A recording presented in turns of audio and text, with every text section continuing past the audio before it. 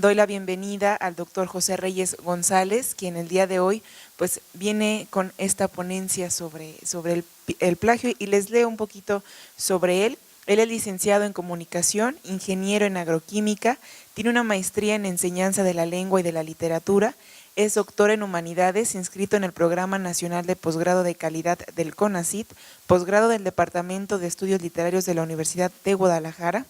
Es profesor investigador del Departamento de Letras de la Universidad de Guadalajara, imparte los cursos de taller de redacción de textos científicos y académicos, diseño editorial y multimedia, semiótica, el análisis semiótico y literatura hispanoamericana del siglo XX, fundador y coordinador del Círculo de Estudios del Lenguaje Poético, Premio Nacional de Poesía Sor Juana Inés de la Cruz en 1995, y ha publicado libros entre los que se encuentran Tribulaciones Amorosas en 1993, Regiones Amatorias en 1994, Alucinaciones y Presencias en 1995, Discusiones y Disfunciones en el año 2000, Poética de la Incertidumbre a propósito de La Pando, novela de José Revueltas en 2002, Teoría y técnica del ensayo, estratégicas de escritura, primera edición 2006, segunda edición en 2007, Poéticas de la Esperanza, aproximaciones a la poesía de José Revueltas en 2008, Pretérita y Futura en 2008 también, Prototipos textuales, parámetros para la escritura de textos académicos en 2013, La insolación del fuego en 2015, Caminatas nocturnas, Iquiri entre la crítica en 2016, y actualmente dirige la investigación semiótica poética, configuración de la cultura viviente, la presencia del cuerpo en la poesía hispanoamericana de finales del siglo XX y XIX. Le damos por favor una cordial bienvenida.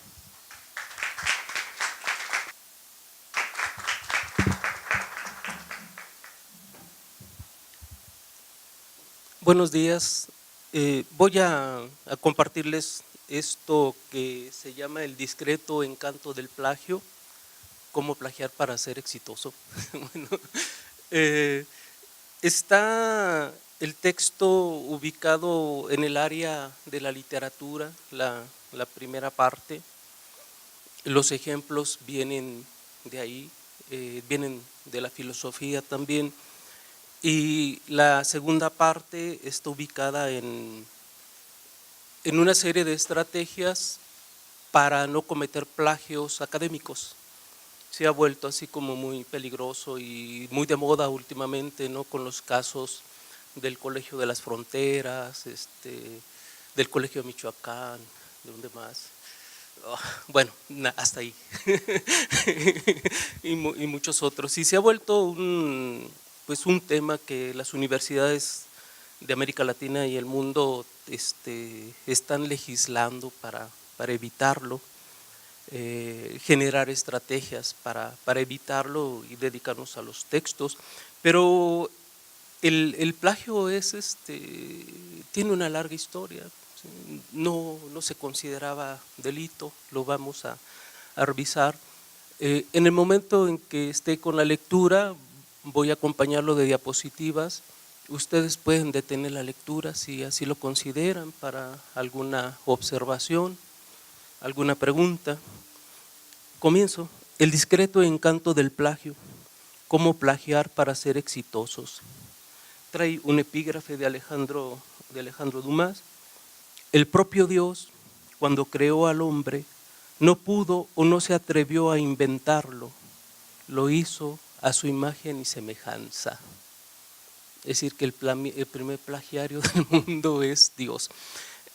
Claro que Dumas tuvo muchas demandas por plagio y él creó ese epígrafe. Parte 1, la palabra y el conjuro. El plagio es una palabra concepto conjuratoria. En tal sentido supone la confabulación, el ardid, el montaje, la maniobra, el contubernio, la colusión, la sedición y la intriga.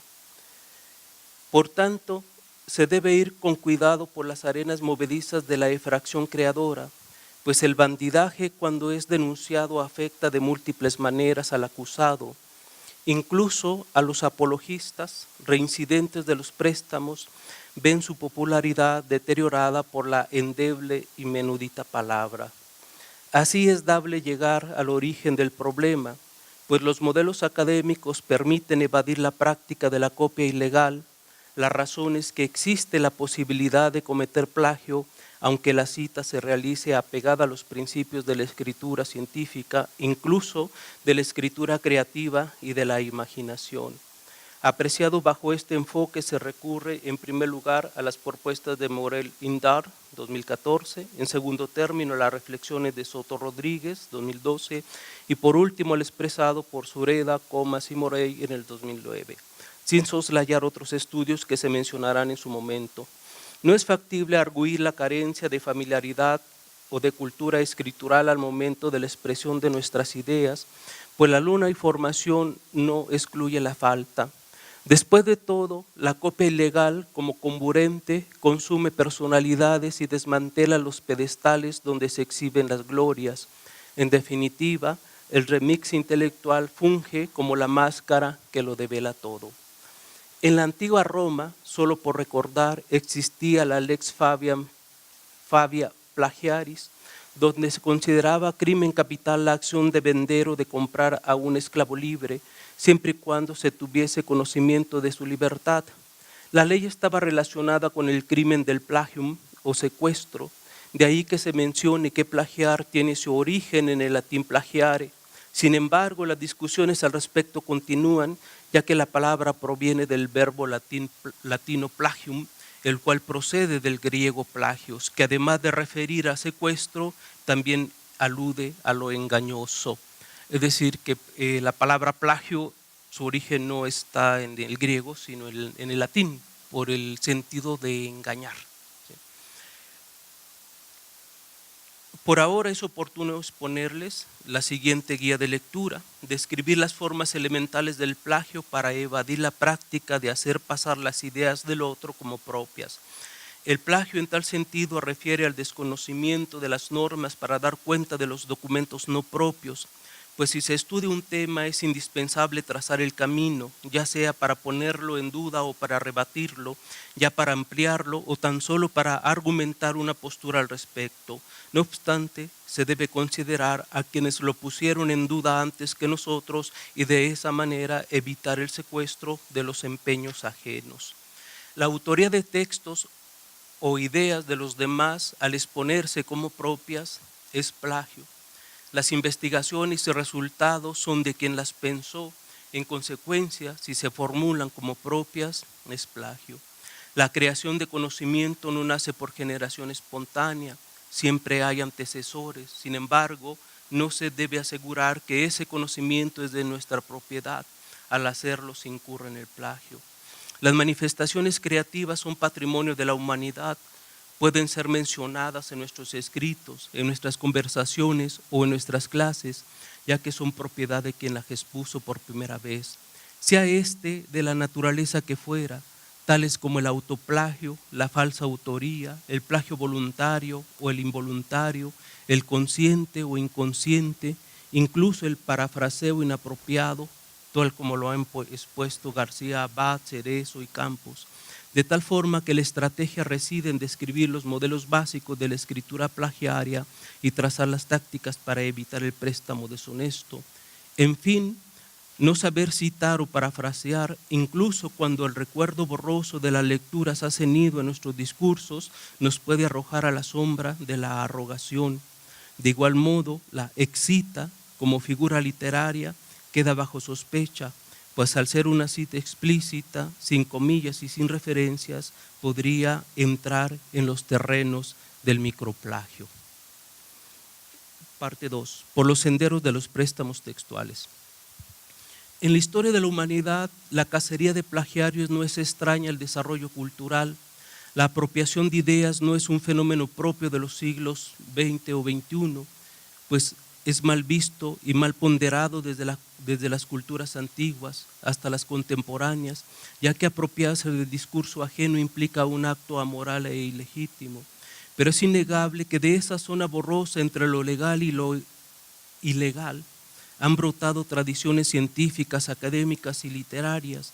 En efecto, el préstamo de ideas alejadas de lo ilícito ha permitido la reproducción y la diáspora del conocimiento. Señalar, por ejemplo, que Johannes Gutenberg ejerció la práctica plagiaria sería un desatino. He ahí donde las fronteras del plagio se diluyen, son confusas y ambiguas. La nebulosa en la que descansan las tácticas plagiarias, ya sea por el camino de la deshonestidad o por los cautelosos engranajes de la citación, implica un intrincado y a veces poco claro mecanismo hacia la construcción del pensamiento.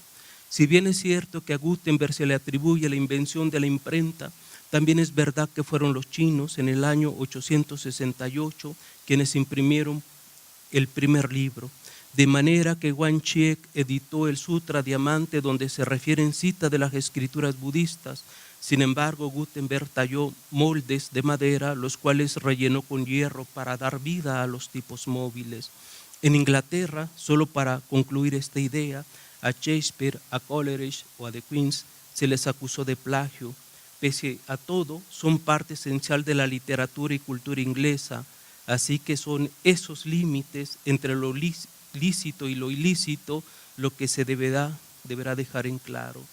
Quien plagia con premeditación se aprovecha del éxito del otro y a veces se cree que con eso es suficiente para robarle la mirada al público.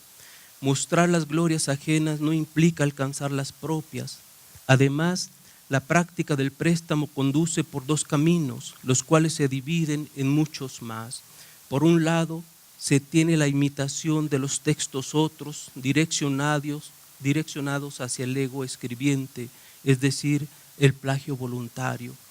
También se puede encauzar hacia el préstamo imitativo, el cual incide en lo que se ha llamado plagio creativo, donde Jorge Luis Borges es el maestro de maestros, pues abre rodaduras al pastiche, a la parodia, al centón y a la analogía.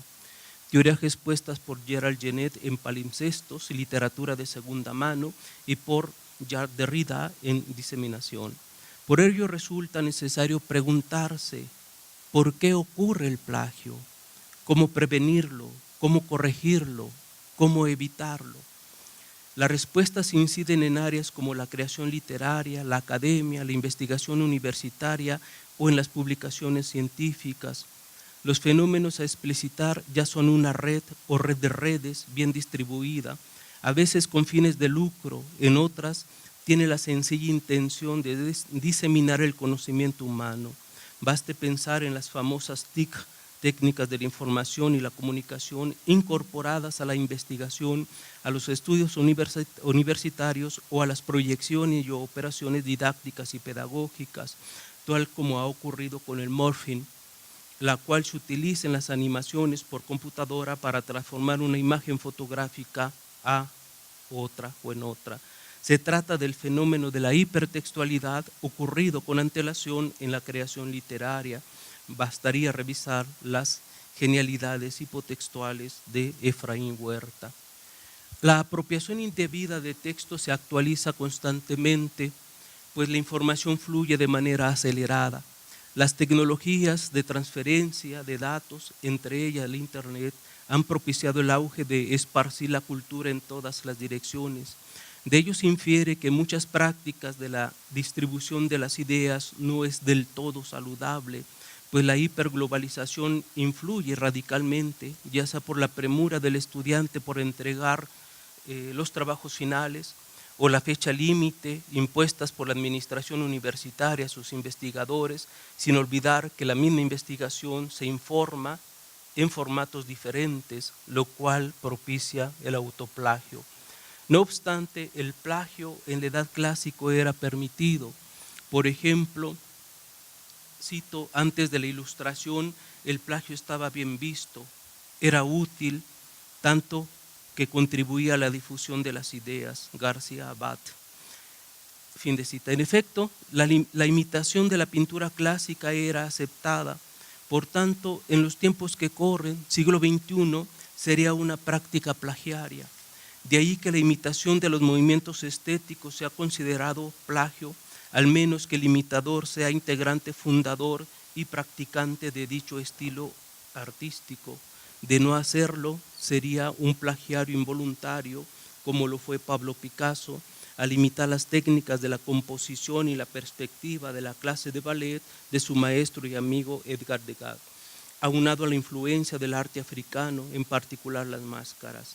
En la actualidad, Picasso estaría en el banquillo de los plagiarios, no importa que haya plagiado de manera voluntaria o creativa, no obstante su genial aportación a la estética pictórica del siglo XX.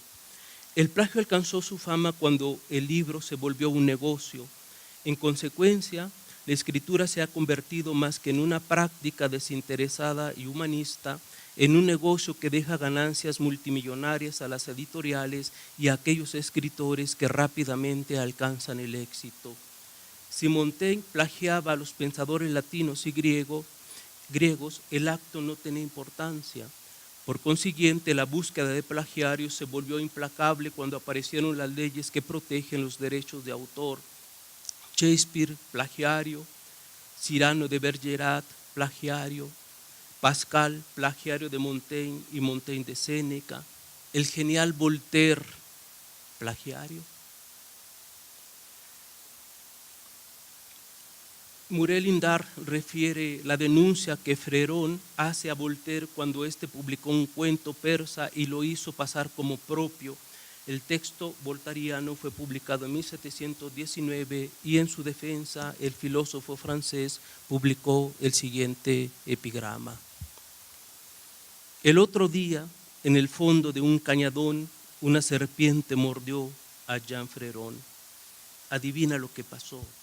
La serpiente fue la que reventó, porque Fréron denunció a Voltaire de plagio y Voltaire escribió este epígrafe para defenderse.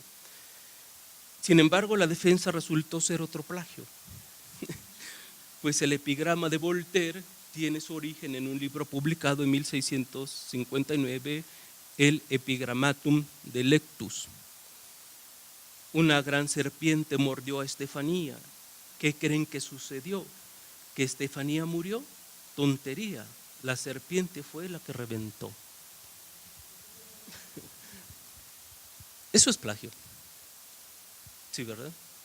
Bueno, una defensa de una denuncia de plagio lo hace cometiendo un plagio.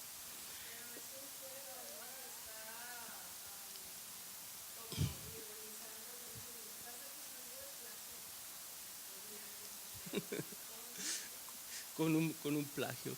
Sí, bueno, ya seguramente en el momento las leyes de los derechos de autor y la propiedad intelectual no eran tan rigurosos. Ahora Voltaire estuviera sancionado con miles de euros, ¿verdad? Sí.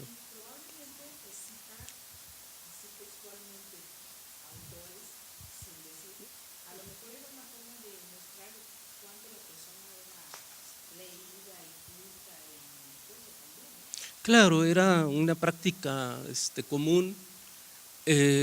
Recordemos que la gente ilustrada, la gente que leía era muy poca, tenían la posibilidad de las mismas lecturas, los mismos libros, los mismos autores, de tal manera que cuando uno citaba a alguien, quien leía ya sabía de quién era la cita, pero en el momento actual con imposible detectar a quién pertenece el texto. Por tanto, las normatividades implican sistemas para dar esas referencias, si no se consideran plagios. Ahora, la palabra plagio es una palabra temerosa, nos provoca miedo.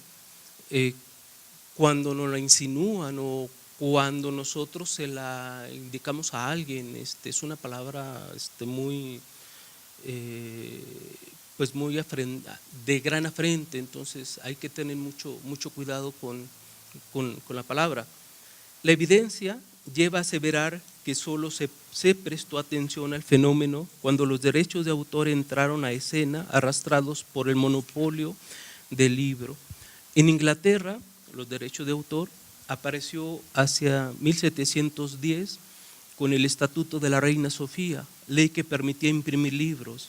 En Francia ocurre en 1793, en México surgió en 1947, cuando aparece la Ley Federal sobre los Derechos de Autor, aunque ya hay en 1929 un ejercicio previo de derechos, de derecho de autor, pero la publicación se da hasta el 47, más o menos como la conocemos. En la actualidad los derechos se apegan tanto los nacionales como los internacionales al Convenio de Berna.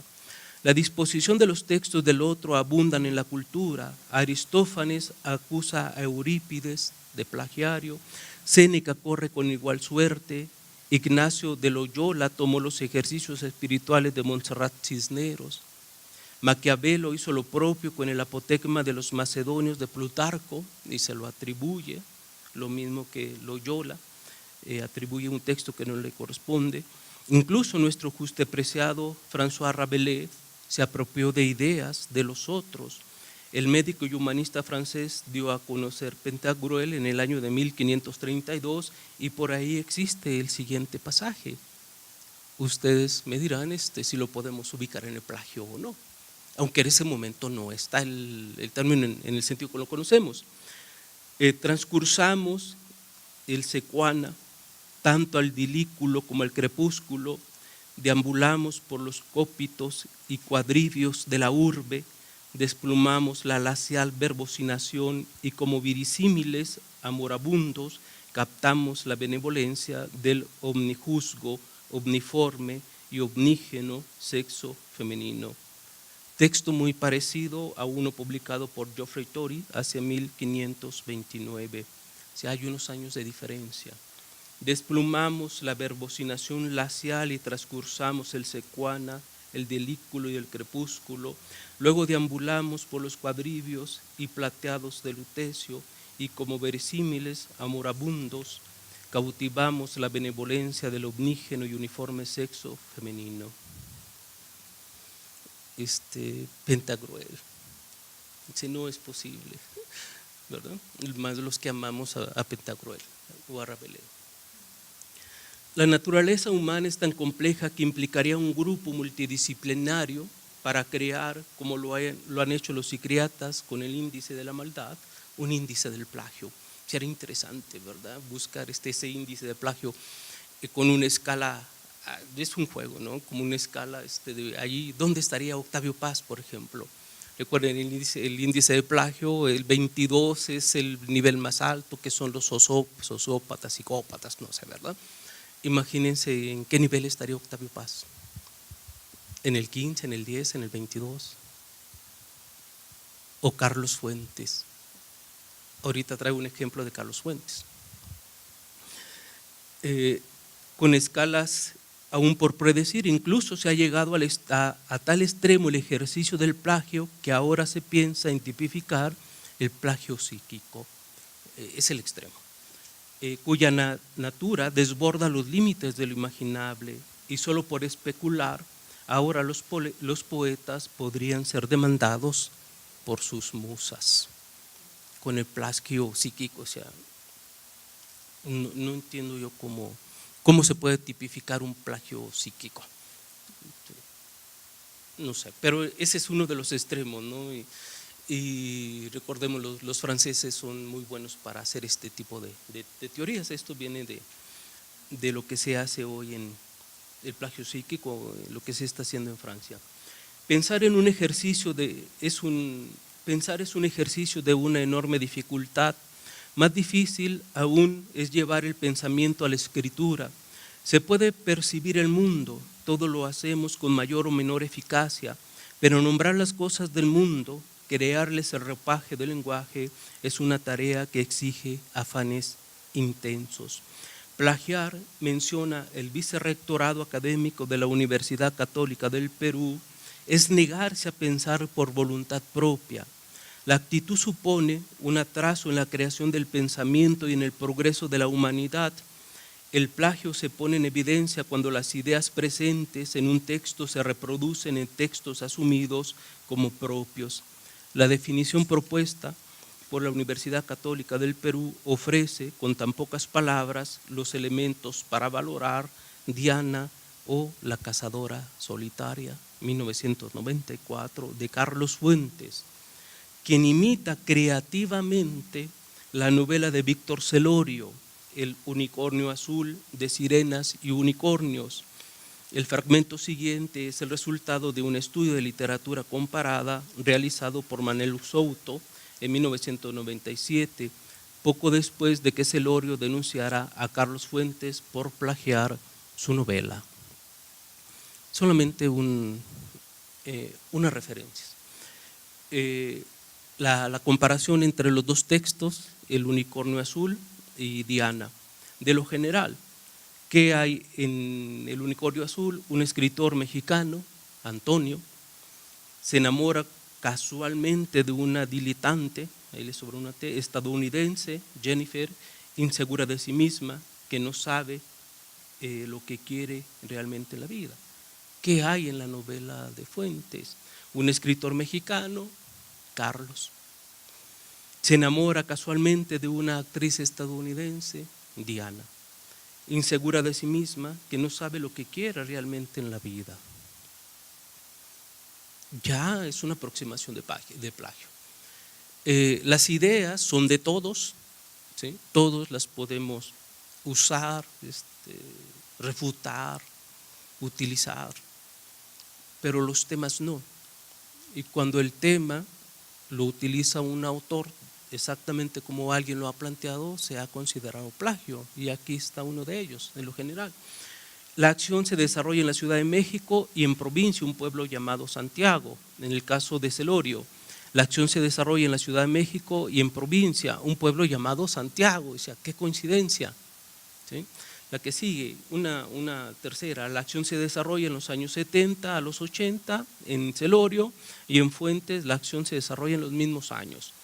A lo particular, y aquí hay un cotejo de página a página y de renglón a renglón. El caso de Celorio, página 4, renglón 2, Jennifer le regala a Antonio un reloj costoso. En Fuentes, en la página 102, Diana le regala a Carlos una pasta de dientes costosa. Dice, bueno, pues entre el reloj y la pasta, pues no es lo mismo, ¿no? Pero la construcción sintáctica, semántica, ¿sí? Es una analogía léxico-semántica.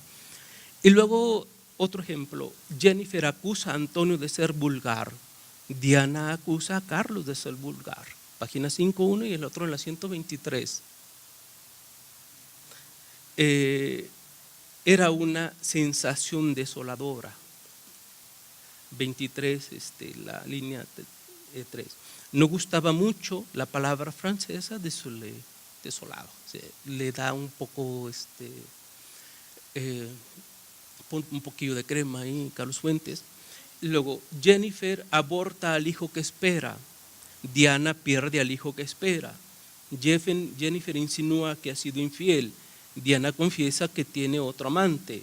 Jennifer es rubia, Diana es rubia, Jennifer tiene los ojos claros, Diana tiene los ojos claros. Y es un fragmento nada más, ¿no?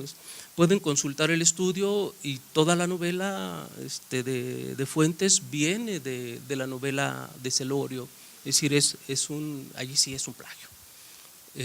La demanda la ganó Carlos Fuentes, mejor dicho, el juez soslayó la demanda de Celorio. Víctor Celorio publicó la novela en 1987, aunque un año antes la registró ante la Ley de Derechos de Autor en la Ciudad de México. Además, la novela El unicornio azul, de sirenas y unicornios, fue finalista en el Premio Planeta y Janés en 1998.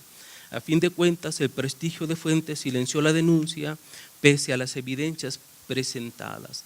Por ahora, valdría la pena seguir otra línea de investigación: la muerte de Artemio Cruz. Va de la mano de Mientras agonizo, de William Faulkner. La apuesta no es negarnos a pensar. Es decir, la muerte de Artemio Cruz es un plagio de Mientras agonizo. Cotéjenlas nada más, así nada más no por investigación, por morbo, nada más, a ver si es cierto. Cotéjenlas y van a encontrar, así como están la de Celorio y Diana, Unicornios y Diana, van a encontrar esas coincidencias, diría, se me acaba de ir este poeta caliciense, que hace un estudio sobre los plagios en López Velarde, y él dice el demonio de las analogías, ¿verdad? No, ahorita me acuerdo, es un Flores se apellida, Ernesto Flores, que hace un estudio sobre los plagios de López Velarde y a su libro le llama El demonio de las analogías, y en Fuentes y en Celorio, pues el demonio de las analogías, digo, para no usar la palabra plagio. Si en la edad antigua o en el Renacimiento o en la edad moderna o en la edad posmoderna se ha puesto en evidencia los préstamos a que recurren los filósofos, los poetas, los pintores, los ensayistas, etcétera, en otros, en la historia reciente de México, las pesquisas no son pocas. Guadalupe Loaesa fue acusada de tomar en prenda fragmentos de Sandra Rousseau, periodista argentina. La respuesta de Loaesa fue, cito, lo que se me atribuye se debe más a una falta de tiempo que a una falta de ética, angustiada por estas dos desatenciones imperdonables. Esa fue la disculpa de Loaesa. Pero uno coteja los cuentos y son iguales. O sea, no, la disculpa creo que no vale, no es el asunto del tiempo, sino un asunto de ética, aunque ella lo evita. Pero quizá uno de los casos más polémicos fue el estudio que realizó Evodio Escalante al poema Tríptico del Desierto de Javier Sicilia, un escritor muy famoso últimamente, denunciado por plagio. Además, Tríptico del Desierto ganó el Premio Nacional de Poesía de Aguascalientes. Libro que ganó el premio en el 2009, Escalante menciona que, cito, la famosa frase de Alfonso Reyes que indica que todo lo sabemos todos, es fácil adaptarla a esta reciente condición posmoderna diciendo que todos lo escribimos todos. ¿Sí? Fin de cita. La demarcación es que Sicilia se dedicó a tomar préstamos ya de manera directa o indirecta o por inadecuado parafraseo, versos de Paul Celan, de Eliot y de Rainer Maria Rilke. Retomo algunas especificaciones. Aquí están, perdón, no les mostré la tabla, bueno, disculpas. De Eliot y de Sicilia, el poema de amor de Alfred Prudhoe, la neblina amarilla que frota su lomo contra el vidrio. En Sicilia, a la hora del alba, cuando la amarillenta niebla lame las ventanas. Un parafraseo, ¿sí? Es un plagio. De Tierra Baldía de Eliot, solo hay sombra bajo esta roca roja, ponte a la sombra de esta roja roca, voy a enseñarte algo diferente. Eliot, Sicilia, ponte a la sombra de esta roja roca, como en la antigua cueva, pero la cara al fuego, voy a enseñarte no lo diferente, sino lo que es y ha sido una estría del tiempo. ¿Quién es ese tercero que va siempre a tu lado? También de Eliot, deslizándose en su capa parda con capucha, a un tercero que iba a nuestro lado, deslizándose siempre con su capa parda. Y bueno, continúan los plagios. El develamiento provocó diversas respuestas, algunos a favor de Sicilia, otros por el derrotero de Evodio. Lo singular, desde mi humilde opinión, es quitar la bruma a los préstamos dolosos. Muchos otros casos existen, como el de Jorge Volpi y Denis Dresser, el cual en su momento León Krauss puso en evidencia y que ustedes pueden encontrar en la nebulosa del internet. Esa denuncia también está hecha. Y el estudio también, como Jorge Volpe y Dresser plagian un libro que tiene que ver con las políticas económicas actuales de un economista estadounidense. lo leyeron, parecía más una traducción que, que una escritura propia. Entre el préstamo, la imitación y el plagio existe una delgada línea. Cualquier citación, consciente o inconsciente, voluntaria o voluntaria, cambia el estatus de quien escribe. Los señalamientos sin fundamento, sin el adecuado ejercicio del análisis del estilo o del lenguaje, lleva por un lado al desprestigio del autor y por otro a la decepción del lector. La posmodernidad, además de traer la muerte de Dios, también trae consigo la muerte del autor. Se observa en los escritos de la vanguardia de principios del siglo XX, Huidobro y Altazor adelantan la proclama, Historia Universal de la Infamia de Jorge Luis Borges termina por confirmarlo. Mucho tiempo después, con la salida del estructuralismo y los bosquejos postestructuralistas, el designio será un destino dirigido, ya no por una entidad divina, sino por la divina entidad del autor.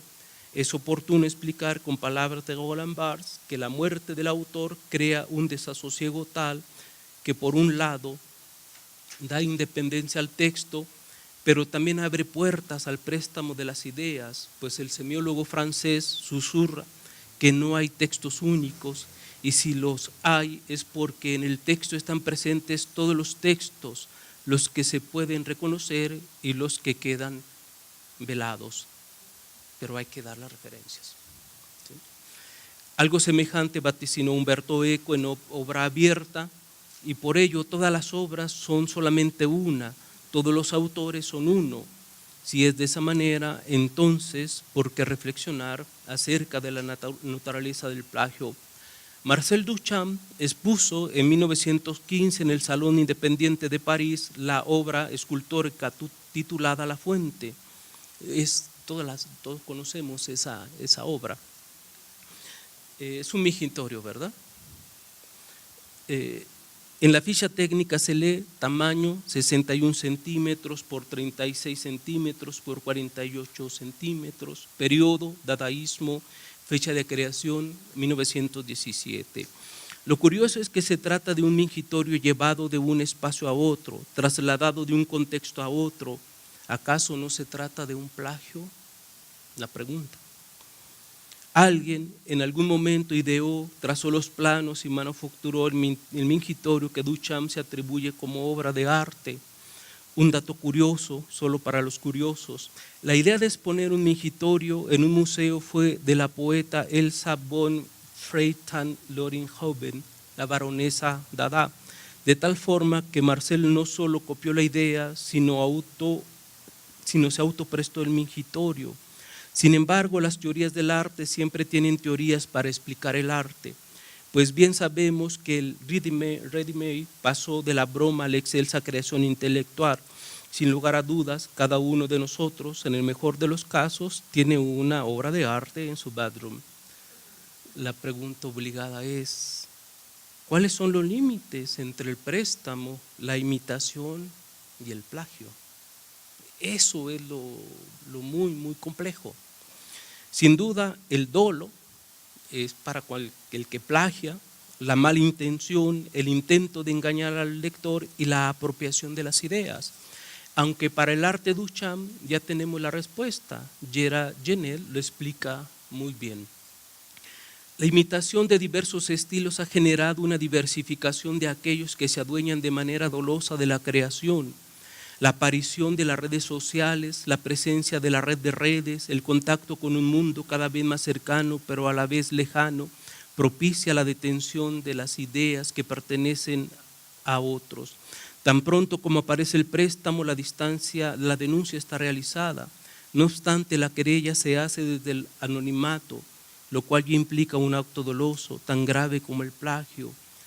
Quien hace palabra plagio, quien lance la palabra plagio, lo deberá hacer con la mirada en alto y no bajo el velo de la honradez. En suma, dejar al descubierto el empréstito literario es de gran ayuda para tipificar a los imitadores de lo ajeno. Por ahora recurro a las propuestas vertidas en el libro sobre el plagio para hacer una síntesis de lo que pueden ser los tipos de plagiarios. Plagiarios conquistadores o vampirismo literario. apegados a las modas editoriales, siempre con la intención de colocar una obra en la lista de ventas, están conscientes del plagio. Y los plagiarios melancólicos, debido a la falta de creatividad, recurren al plagio, pero siempre queda en ellos la culpa. Tres tipos: los apologistas dan forma a su prestigio a partir de las ideas y textos que incorporan a su propia escritura, pero que esas ideas no son de ellos. Los reincidentes toman préstamos de manera constante, pero afirman al momento de ser descubiertos su originalidad. Siempre niegan las acusaciones imputadas. El plagiario impune: toman las citas de forma íntegra, las modifican de manera superficial y las presentan como propias.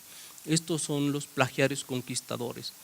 Y los plagiarios melancólicos juegan con la referencia, dedicados a los juegos de la intertextualidad. Citas escondidas copian y esconden las citas, copias falsamente indicadas copian las citas y las refieren de manera falsa.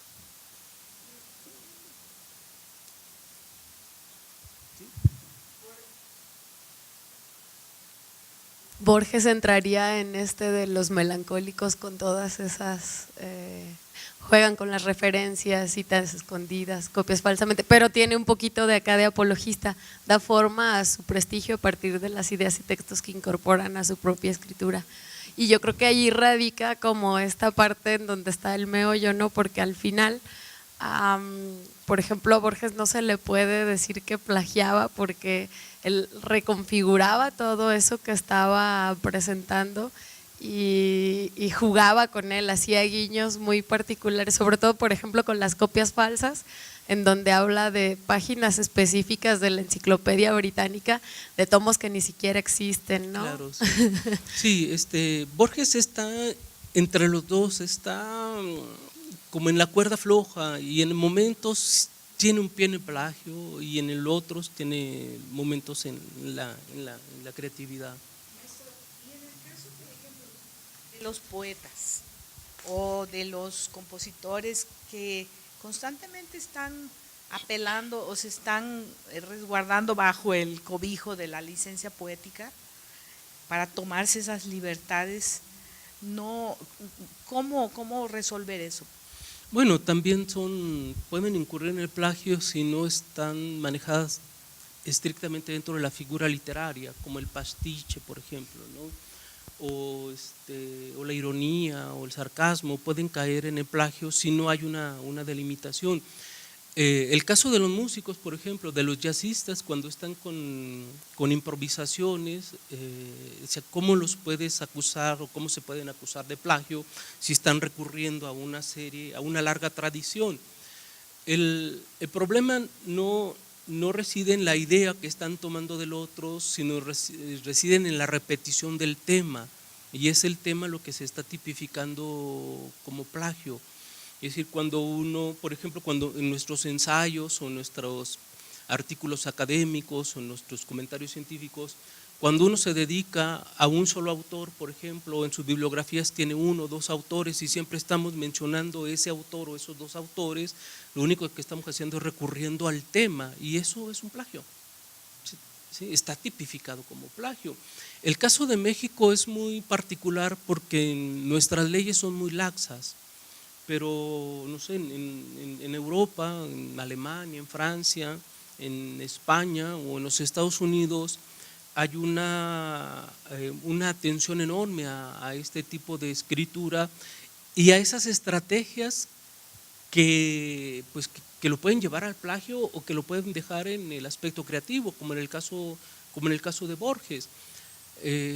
Pero tenemos muy pocos Borges en el mundo, o el propio Cortázar, o sea, son muy pocos los que están en esa delgada línea entre lo legal, lo lícito y lo ilícito, y claro, tienen una enorme información, pero nosotros que no tenemos toda esa información, pues más vale citar, ¿verdad? ¿Sí? En México las leyes no son muy laxas. De hecho, la Universidad de Guadalajara no tenemos un código de ética para la escritura académica. Yo lo he buscado y no está. Está la normatividad, las formas en las que podemos graduarnos, cómo podemos, pero no hay un código de ética para la escritura académica. No está. Lo he buscado y no está. He conversado ahí con personas muy cercanas pues al rector y creo que apenas van a ponerle atención, ¿no? Se está formando un equipo ahí para escribir o redactar un código de ética para las publicaciones o las ediciones académicas. Sí, doctor, regresando con Marcel Duchamp, con su Ready Made, no hay que olvidar que usa el lugar contextual, ¿no?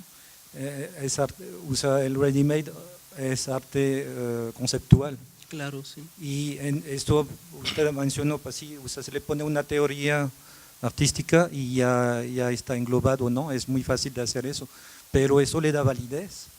Yo no veo aquí lo de plagio. Y él firmó en azul, ¿verdad? Duchamp, y al estar dicen que muchos críticos dicen que su arte fue el atrevimiento. Claro, sí. ¿Verdad? Pero aquí no veo el plagio, ¿no? La genialidad de Duchamp es que viene de un espacio de lo pragmático a otro espacio, es decir, es dejar sin tiempo y espacio un objeto para generar otro tiempo y otro espacio que no funciona como el espacio y el tiempo de la realidad. Y es ahí donde aparece este carácter de lo estético. Nada más era la pregunta que se lanzaba ahí, ¿será un plagio? Porque el mingitorio alguien lo pensó, diseñó los planos, estuvo días y días a ver cómo resolvía un problema, ¿sí? Es como para reflexionar entre esa delgada línea borrosa, brumosa, entre lo que es el plagio y el no plagio. Yo al principio les comentaba que esa palabra hay que tomarla con mucha delicadeza para poder establecer los límites, ¿sí? Y bueno, muchos filósofos, estetas han reflexionado sobre la fuente de Duchamp, ¿sí? con teorías de diversas teorías, y siempre sobresale el atrevimiento, el romper los espacios de lo cotidiano para llevarlos a los espacios de la imaginación, etcétera, ¿no? Pero luego viene la repetición de las mismas actitudes. Entonces, ¿qué pasó con ese primer arte? Nos queda un poco de tiempo, termino esta primera parte nada más. La historia arroja muchos nombres para ser colocados en cada una de las columnas expuestas. Por ejemplo, Arturo Pérez Reverte puede ocupar la posición de 2 y 3 de plagiarios, es decir, que es un plagiario reincidente en el caso de plagiarios conquistadores, y es un plagiario impune en la primera columna de los plagiarios conquistadores o vampirismo literario. 2 veces se le ha acusado de tomar textos y adjudicárselos. Por ejemplo, el guión de la película Gitano de Antonio Jorge González Virgil, por lo cual fue sancionado con 212.527.94 euros, a pagarlos en un mes, y los pagó. Claro que ya había vendido el guión y el guión le había dado mejores ganancias que la sanción. Y recientemente tomó prestado el cuento Historia de Sami, de la mexicana Verónica Murguía, cuento al que Pérez Reverte titula Un chucho mexicano. Esa posición también la ocupa Alejandro Dumas. Bueno, en el caso de Un chucho mexicano, Verónica hizo la denuncia y Pérez Reverte lo único que hizo fue pedir se publicó el libro se vende, y lo único que hace Pérez Reverte es una disculpa, discúlpeme, pero es que a mí me contaron la historia del chucho mexicano. Sí, pero cuando uno coteja los dos cuentos son idénticos, ni los puntos ni las comas cambió, es lo mismo. Y para él fue suficiente porque estamos en México, valió, discúlpeme. y lo disculpamos, pero el libro se sigue vendiendo. Y es el cuento de Verónica, consúltenlo, hay mucha información al respecto. Esta posición también la ocuparía Alejandro Dumas, quien mencionó, cito, el hombre de genio no roba, conquista. Bueno, eso dice. Incluso Octavio Paz es un conquistador de los préstamos literarios. Este declaró en la revista Proceso de 2006, dijo, no estoy en contra del plagio cuando la víctima desaparece. Ya se sabe que el león se alimenta de los corderos. Está en proceso. Cinismo, ¿no? Porque lo habían acusado de plagiar múltiples veces. Yo he estado haciendo un estudio sobre los plagios poéticos de Octavio Paz y he encontrado versos y estrofas completitas de muchos de los contemporáneos, por ejemplo, de poetas de la India, de poetas chinos, igualitos, ¿sí? Entonces, pero cuando lo denunciaron, dijo esto, o sea, está bien si la víctima desaparece. Bueno, ¿sí? El episodio fue resultado de una disputa con Rubén Salazar Mayén, quien aseguraba que el premio Nobel mexicano había tomado ideas prestadas para su libro El laberinto de la soledad y muchos otros. Hay un estudio sobre el primer retratista mexicano en Guanajuato, un estudio previo que él se plagió todo el libro y lo publicó como propio. Lo mismo ha sucedido con las trampas de la fe.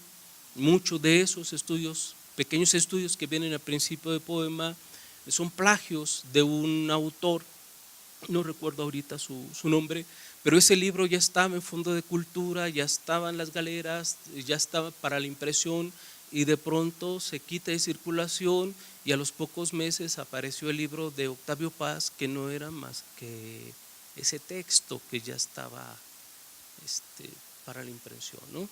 Y muchas otras, nada más que pues Octavio Paz es una persona muy, muy querida, sí, una vaca sagrada. Y muy pocas, quizá necesitamos más tiempo para que se rompa como esta fama que todavía lo protege, ¿sí? Como se ha hecho ya con grandes autores que se les ha puesto en duda por ahí, ¿no? Como el pensamiento de Alfonso Reyes, que ha sido valorado y criticado, pero a la distancia. No estoy diciendo que el Reyes sea un plagiario, no, sino que su pensamiento ha sido puesto en duda. No va por el camino de plagio, Octavio Paz sí está en el camino de plagio.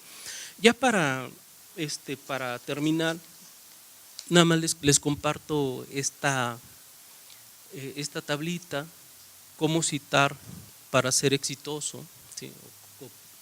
Cómo plagiar, pues hay que tomar los textos y dar sus referencias. Plagio intencional, directo, voluntario, total, robo material, ese es el tipo de plagio. ¿Cómo lo podemos evitar? La definición es transcribir, copiar, reproducir de forma literal fragmentos de textos o textos completos sin autorización o sin indicar el origen. Copiar sin autorización del propietario de los derechos de autor patrimoniales de la obra copiada, no se reconoce al autor, se hacen cambios mínimos en las citas, solo se cambian algunas palabras, por lo general son sinónimos. Si hacemos esto es un plagio, ¿sí? ¿Qué hay que hacer? Bueno, ya lo saben ustedes, colocarlo entre comillas al inicio y final, señalar el nombre del autor, indicar el número de página, dónde se obtuvo la cita, señalar el año de la publicación, las citas deben ser breves, límite de 40 palabras, realizar una lista de cotejo, referencia bibliográfica, solicitar el permiso del propietario de los derechos de autor en caso de la copia total de la obra. Muchos de estos elementos nosotros no los respetamos. Por ejemplo, cuando fotocopiamos los libros, ¿verdad? Sin permiso del autor. Y cuando nuestras citas son enormes, a veces tenemos citas de una página o de 2 páginas y se transforma en plagio. El estudio que hace Vargas Llosa sobre Madame Bovary, él hace una cita de Madame Bovary, dice, es una novela genial de Flaubert por esto, y una copia una página y uno lee otra página, y todo en francés, y luego la traducción a pie de página, de tal manera que se hacen 4 o 5 páginas, y luego al final de la cita dice, es extraordinaria, como este otro fragmento. Y así está todo su libro.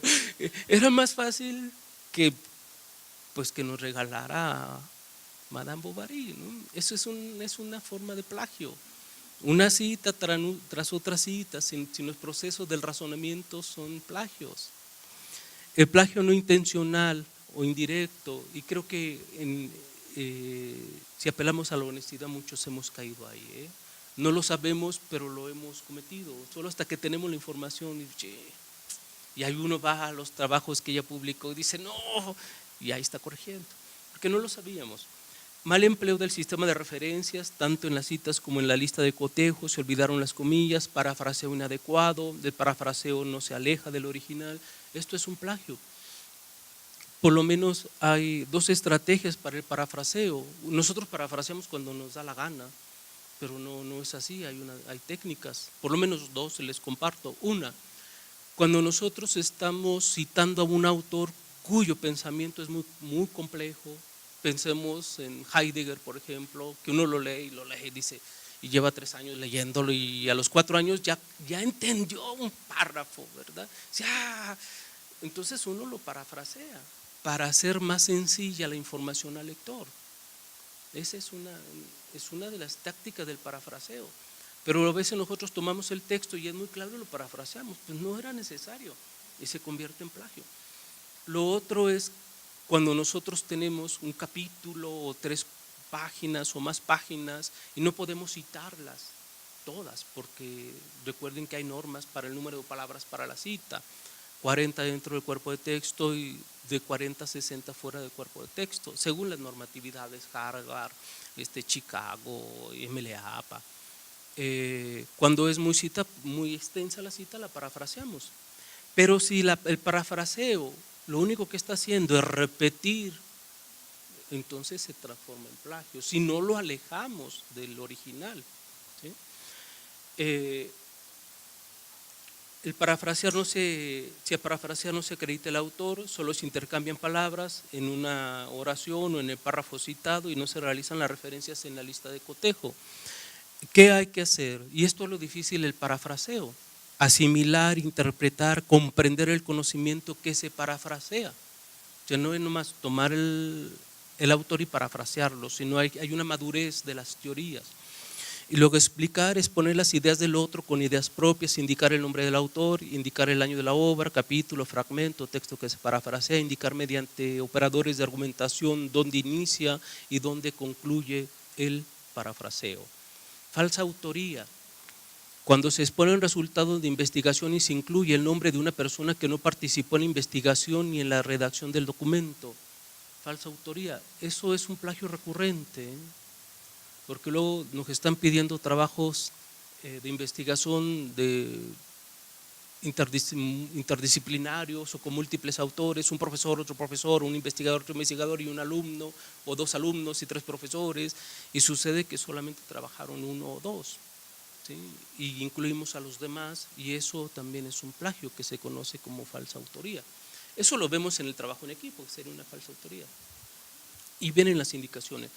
La referencia perdida o extraviada: no se realiza la cita porque la referencia, autor, año o página se ha perdido, traspapelado. Aludir información que proviene de una fuente que no es la que se cita, eso también es un tipo de plagio.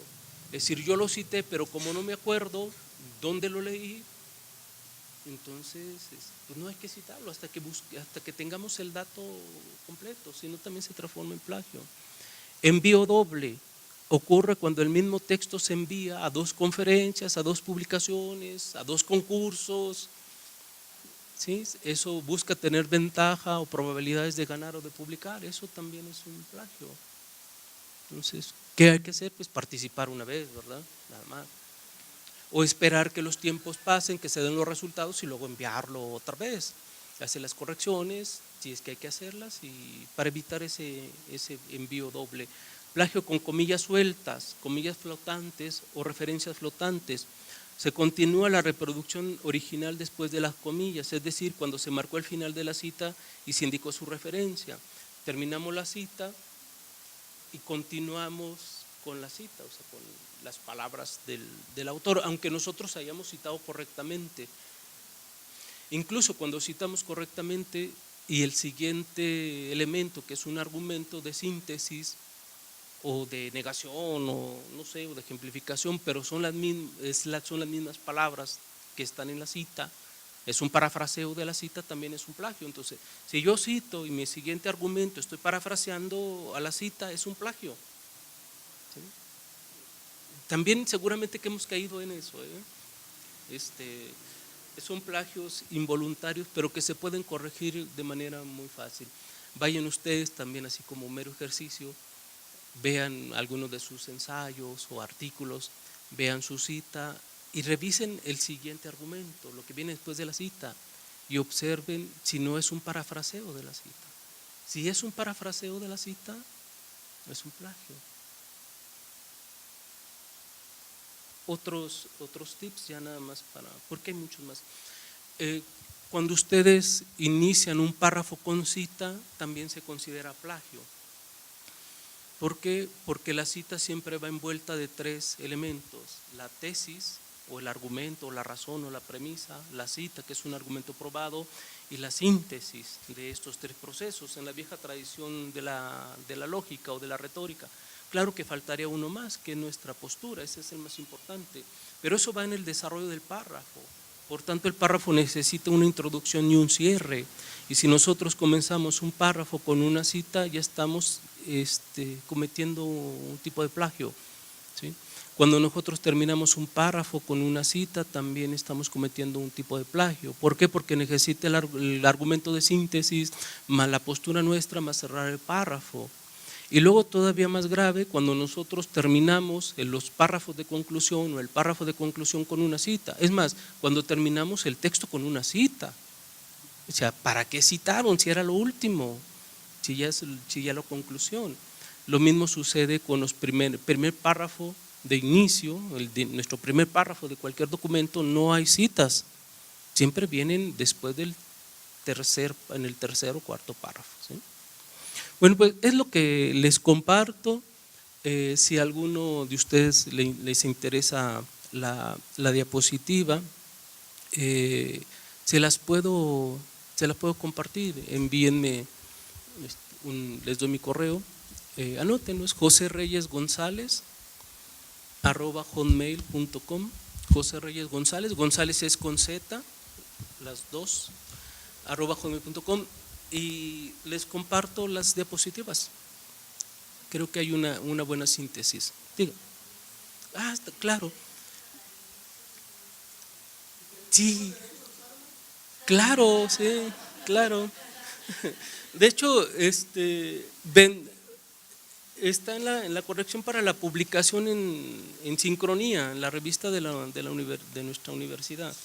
Pero pues será hasta el siguiente número, no el que acaba de aparecer, sino para principios de enero, pero lo puedo compartir. ¿Sí? Ya encontré errores de dedo y esas cosas, y necesito revisar mis citas, a ver si mi tercer argumento no es un parafraseo y se pueda convertir en un plagio, en un plagio del plagio.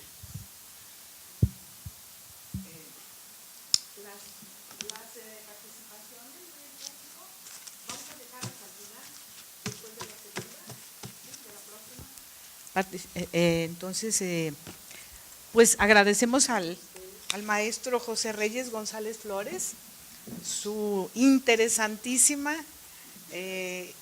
conferencia, y le voy a hacer la entrega de la constancia de la Universidad Internacional de Verano, su participación. La Universidad de Guadalajara, a través del Centro Universitario de los Lagos, otorga la presente constancia a José Reyes González Flores por su participación como conferencista en las segundas jornadas de Psicología y Humanidades con la conferencia Cómo plagiar para ser exitoso, efectuada el 19 de julio en el marco de la Universidad Internacional de Verano 2016. Maestro, atentamente, piensa y trabaja.